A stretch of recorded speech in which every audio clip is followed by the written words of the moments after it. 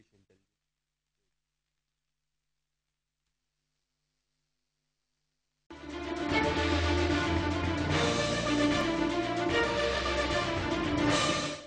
Welcome back नाज़रीन, हम बात कर रहे हैं मुंबई हमले और उनमें मुलव्विस लोगों के इंटरनेशनल राब्ते। रजा,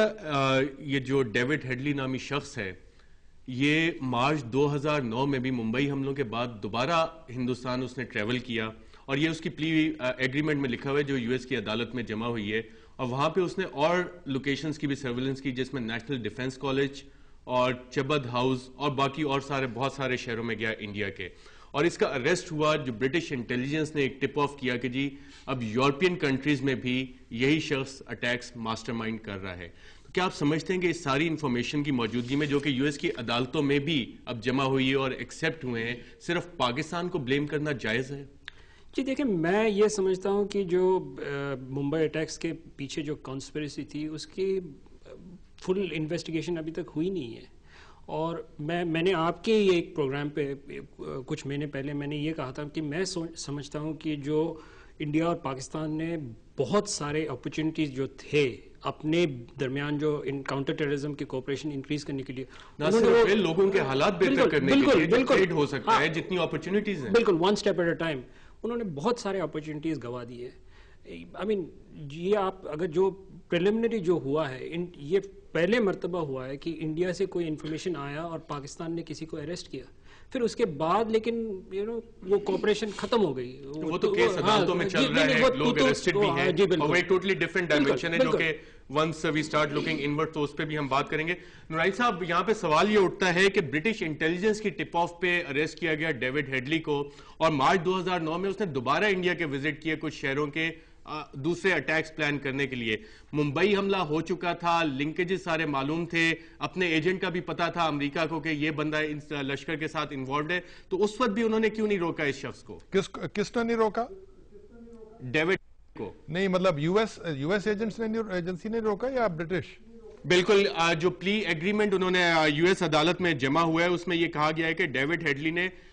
मुंबई हमलों के बाद भी मार्च 2009 में सर्विलेंस के लिए भारत का दोबारा दौरा किया और कई शहरों में वो गया। और उसके बाद जो इतलात हैं कि ब्रिटिश इंटेलिजेंस की टिप पे एक दूसरा ऑपरेशन हुआ, ऑपरेशन ब्लैक मेडलॉन, जिसके बाद डेविड हेडली को गिरफ्तार किया गया। तो सवाल ये उठता है कि अगर मुंबई हमले हो चुके थे और उन्हें पता था कि उनका एक एजेंट लश्कर के साथ इन्वॉल्व है, सारी प्लानिंग सर्विलेंस उसने की है, तो क्या जरूरत थी कि ब्रिटिश इंटेलिजेंस की टिप आए कि यूरोपियन ममालिक में अब हमले होने लगे तो उस वक्त अरेस्ट किया जाए और बाकी हमले अगर आप इस रीजन में करें तो अपने एजेंट को आप काबू में नहीं रख सकते? देखिए, ये अब मतलब इसको ये जो मैकेनिज्म्स या इनकी जो होती है इंटेलिजेंस एजेंसी, इसका डिटेल में बताना बड़ा मुश्किल है। मगर आपको कोई इंटरनेशनल लिंकेज नजर आता है कि साउथ एशिया को अनस्टेबल रखा जाए ताकि यहां पे ग्रोथ ना हो सके? क्योंकि इकोनॉमिक ग्रोथ जो है और जो यूरोपियन कंट्रीज की ग्रोथ है, द ग्लोबल वर्ल्ड, जब हम ग्लोबल विलेज की बात करते हैं, the developed and the under developed world की जो डायनेमिक्स हैं ग्लोबल पावर पॉलिटिक्स की, वो इस चीज से अफेक्ट होती है और इस तरह से डिफरेंट ममालिक को, डिफरेंट खित्तों को जहां पे पोटेंशियल हो उन्हें डिस्टेबलाइज किया जाता है। देखिए, मतलब ये है कि ये तो खैर it can be a planning of one of the segments of the US agencies के भाई इंडिया पाकिस्तान में टेंशन को बढ़ाया जाए। बिकॉज इस वक्त तो कोई भी इंडिया पाकिस्तान की दोस्ती का दुश्मन जो है वो जानता है कि हमला इस किस्म का अगर हो, जैसे पार्लियामेंट का हमला हुआ था तो कितनी कशीदगी हो गई थी। तो ये तो जाहिर है जिन्होंने भी किया है और करवाया है जिन्होंने, उनका तो मकसद कशीदगी को बढ़ाना ही था और एक जंग की सूरत हाल करना था। और उसमें जो डेविड हेडली का जो रोल बाद में नमूदार हुआ है, कई महीने बाद, जो यानी उस इवेंट के बाद जो नमूदार हुआ है, उसमें सर्टनली सवालात बेतहाशा हैं और इसमें यूएस गवर्नमेंट की इन्वॉल्वमेंट हो सकती है। और हालांकि ये एक लॉजिक है कि वो उनको चाहते थे कि वेस्टर्न फ्रंट पे पूरी गवर्नमेंट पाकिस्तान आर्मी कंसंट्रेट करे और ईस्ट पे ना करे, मगर ये जो इंटरनेशनल अफेयर्स हैं या इसमें जो एजेंसीज का जो रोल है, इस किस्म की ट्रोअप्स वो करते रहते हैं कि टेंशन क्रिएट हो और उसके बाद हम एज सालिस जो है हम पे डिपेंडेंस इंडिया का बढ़े। पाकिस्तान का तो है ही है, दैट में बी अ स्ट्रैटेजी कि हम पे इंडिया का कि आप पाकिस्तान को रोकें, जो कि उन्होंने इंडिया ने फिर बाद में कहा इस इशू पे कि ये जो चीज़ें हैं ये आप so therefore Indian dependence on the American using the Americans as an ally of Pakistan really increases when Indian politicians have to make sure that their country is secure from terrorism. So बिल्कुल सिद्दीकुल फारूक साहब, हमने भी कुछ लोगों को यहाँ पे arrest किया, हमारे मुल्क के अंदर भी कुछ ऐसे ग्रुप्स मौजूद हैं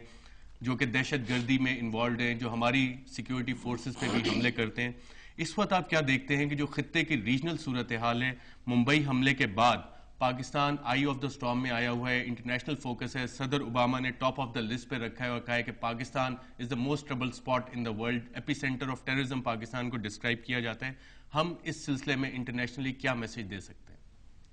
मेरा ये ख्याल है जी कि पहले तो ये जो सवाल आपने उठाया कि इस रीजन में वो क्या चाहते हैं,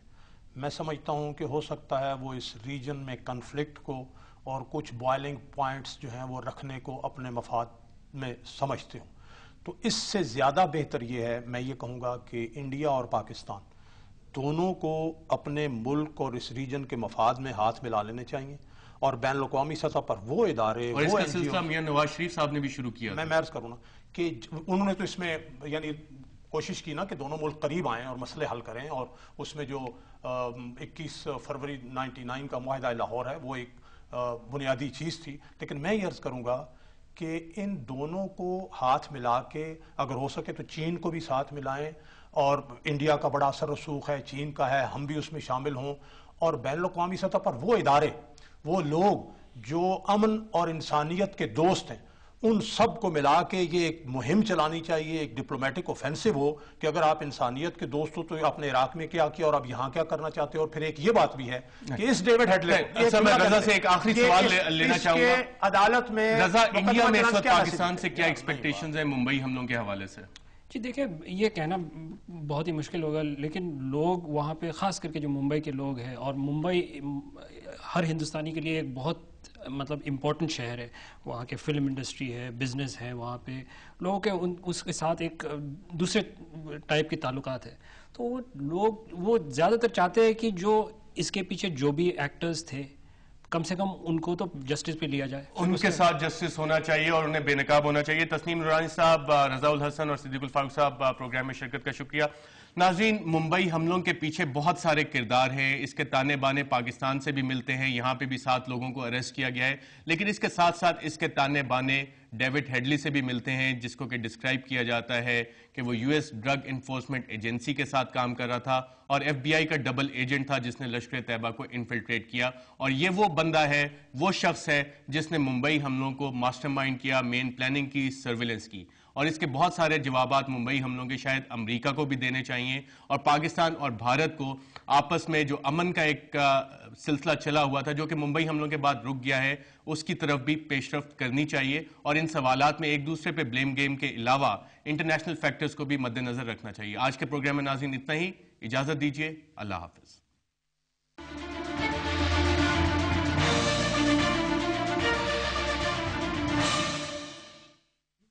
sir thank you very much. मैं एक ब्रेक